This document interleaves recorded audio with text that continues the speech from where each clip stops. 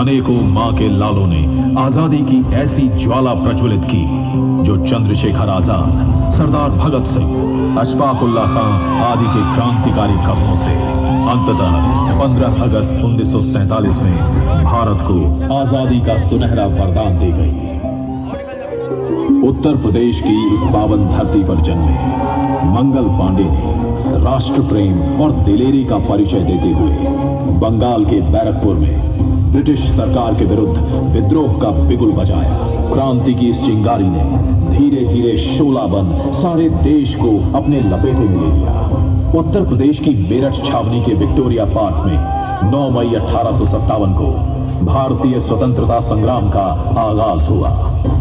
72 भारतीय सैनिकों ने जब मेरठ से दिल्ली के लाल किले की ओर कूच किया तो इस आंदोलन की आग समूचे देश में भड़क उठी।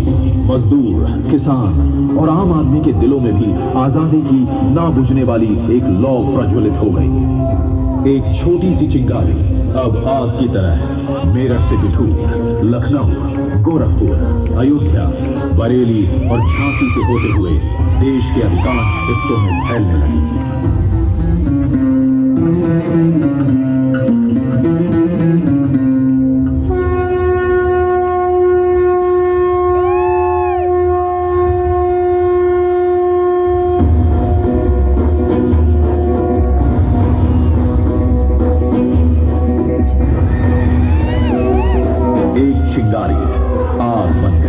आजादी की इच्छा संग्राम बन गई। झांसी की रानी वीरांगना लक्ष्मीबाई ने कहा, मैं अपनी झांसी नहीं दूंगी। और वो अपने इस कथन पर आखिरी सांस तक अडिग रही। उनके अदम्य शौर्य की गाथा आज भारत के जन जन की वाणी बन गई है। वीरांगना लक्ष्मीबाई औरत होते हुए मर्दानी बनकर रानी लक्ष्मीबाई अंग्रेजों की सेना और सेनापतियों पर टूट पड़ा करती थी। उन्होंने अपनी बहादुरी से ग्वालियर के किले पर कब्जा कर अंग्रेजों को आश्चर्यचकित कर दिया था। झांसी की रानी ने अंग्रेजों को जीते जी झांसी के किले पर कब्जा नहीं करने दिया। चारों ओर से घिर जाने के बावजूद उन्होंने वीरता, धीरता और गंभीरता से लड़ते हुए मातृभूमि की रक्षा करते करते 17 जून 1858 को अपना बलिदान दे दिया।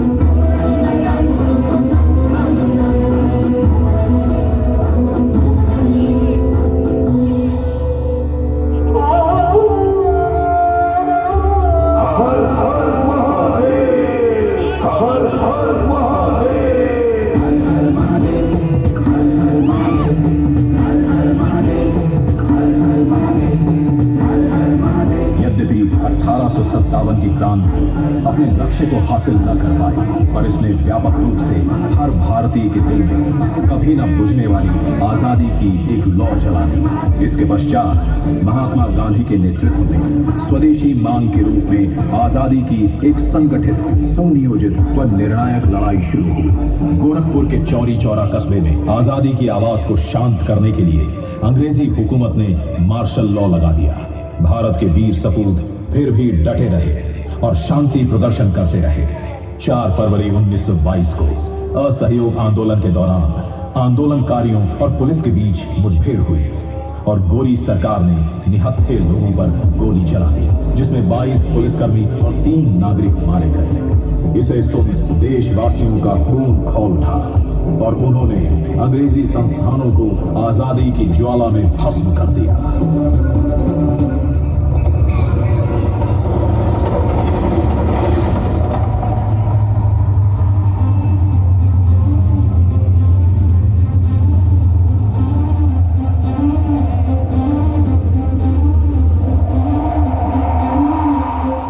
के पहले स्वतंत्रता संग्राम में जो आजादी की ज्योत जली थी, वो जन आक्रोश की ज्वाला बनकर चौरी चौरा में उभरी।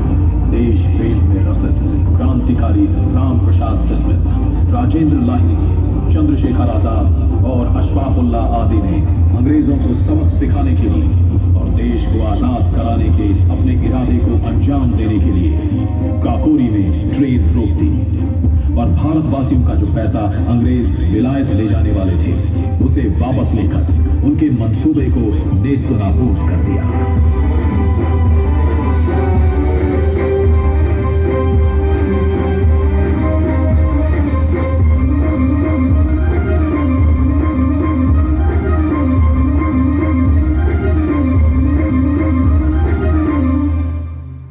दूसरे विश्व युद्ध में जब सारा संसार जंग के अंगारों में जल रहा था और लोगों में खौफ और खलबली थी, ऐसे समय में भारत माता के सपूत नेताजी सुभाष चंद्र बोस ने देश को गुलामी के शिकंजे से मुक्त कराने के लिए अपने बल पर Indian national army Azad Hind फौज का गठन किया। पराधीन देश की जनता में स्वराज के संघर्ष को नई चेतना मिली।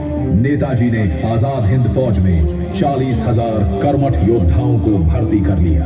इस तरह पूरे देश में आजादी के प्रति नई ऊर्जा और ज्वाला उत्पन्न हुई। देश में नया जोश था। नेताजी ने अंडमान निकोबार के कुछ द्वीपों को आजाद करवाकर आजाद हिंद सरकार बनाई और वो पहली सरकार के प्रधानमंत्री बने।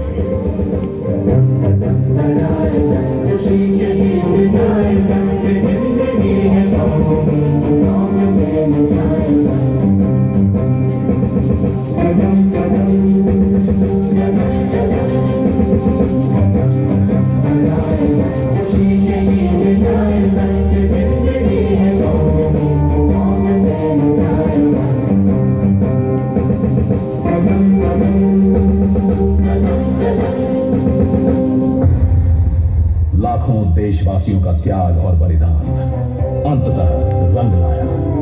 अंग्रेज देश छोड़ने को विवश हुए और यूनियन जैक की जगह हमारा तिरंगा भारत माता के मस्तक पर लहराया। हम धन्य हैं कि अपने देश की आजादी के अमृत महोत्सव में स्वराज के इस 75वें वर्ष में हम काल चक्र के एक ऐसे मुकाम पर हैं जहां भारत दुनिया के सर्वोच्च देशों में गिना जाता है। हम सौभाग्यशाली हैं कि भारत माता के सच्चे और नेक सपूत माननीय नरेंद्र मोदी जी की दूरदृष्टि और दिशा निर्देशन में भारतवर्ष एक नई आजादी का अनुभव कर रहा है। हम सभी सौभाग्यशाली हैं कि उत्तर प्रदेश की इस पावन धरती के लाभ कर्मयोगी यशस्वी मुख्यमंत्री योगी आदित्यनाथ जी के योग्य दिशा निर्देश पर उत्तर प्रदेश विकास के पथ पर तेजी से अग्रसर है और हम एक नई वास्तविक आजादी का अनुभव कर उल्लास से सराबोर हैं। आइए हम सब मिलकर आजादी के इस अमृत महोत्सव का आनंद लें और खुशियां बांटें। स्वस्ति प्रभ्यः परिप्रायन्तं न्यायेन मार्गेण महिं महिषाहि गो ब्रह्मणेभ्यः सभामस्तु नित्यं लोक समस्तः सुखिनो भवन्तु।